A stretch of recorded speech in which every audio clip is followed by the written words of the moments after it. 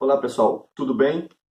A indicação do livro de hoje tem tudo a ver com essa data, né? Hoje é 13 de maio e foi no dia 13 de maio de 1888 que a Princesa Isabel assinou, né, a Lei Áurea, né? E por que hoje não se comemora a Lei Áurea?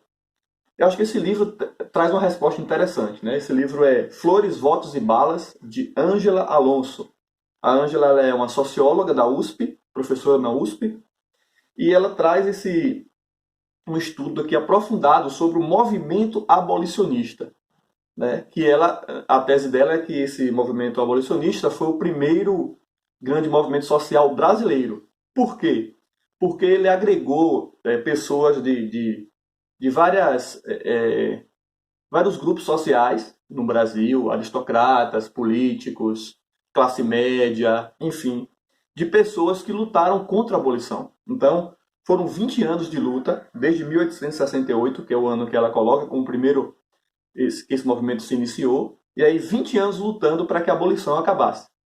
E ela traz em destaque aqui nesse livro quatro grandes pilares desse movimento, que é os quatro. E aí esses quatro grandes abolicionistas, né, o André Rebouças, o José do Patrocínio, o Joaquim Nabuco e o Luiz Gama.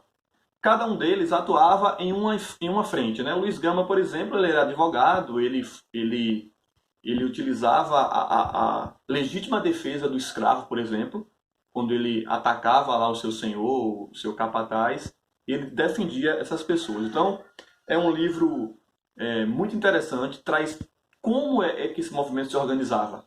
Eles usavam várias frentes, né? Atuavam, por exemplo, no teatro, faziam peças teatrais para conscientizar as pessoas da importância da abolição para o Brasil e de quanto isso era ruim, né, para o Brasil. Atuava em jornais, tinham vários jornais que eram abolicionistas, artigos na imprensa de um modo geral. Então, isso eram as flores, né, que o livro traz. Então, era a tentativa de conscientizar toda uma população do absurdo que era a escravidão no Brasil. Lembrando que o Brasil foi o último das grandes nações a abolir a escravidão. Então o Brasil estava aqui, os vizinhos do Brasil já tinham abolido a escravidão e o Império ainda insistia, sobretudo por conta dos escravistas. Quem eram os escravistas? Os fazendeiros, que eram deputados, que eram senadores, que não aceitavam. E esse livro ele traz uma série de estratégias para chegar à abolição. Né? Por isso que a gente diz que a princesa Isabel, quando ela assina, ela não tinha nem o que fazer, porque todo esse movimento já foi feito.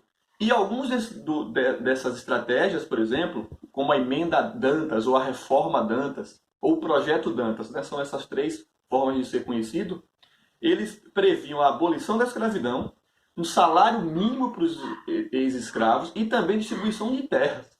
Infelizmente, essa reforma, nessa emenda, não passou, né? Porque ainda o Brasil não aceitava a abolição da escravidão. Então, é um livro muito bom, é um livro fantástico para a gente entender essa campanha abolicionista e por que hoje em dia, né, esse 13 de maio, a gente não é apenas uma data.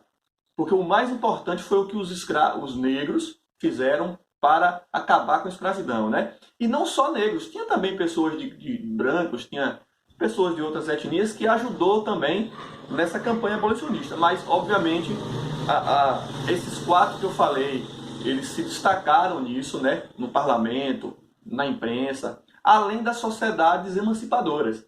Em todo canto do Brasil, associações de pessoas que lutou, né, contra a escravidão, a favor da abolição. Então é muito importante. Então é uma coisa que a gente às vezes não, né, passou longos anos na escola, na mídia, se falando do 13 de maio, né, da princesa Isabel.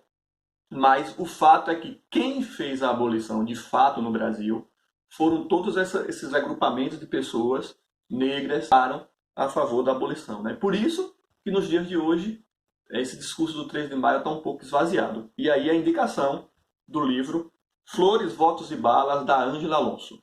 Valeu!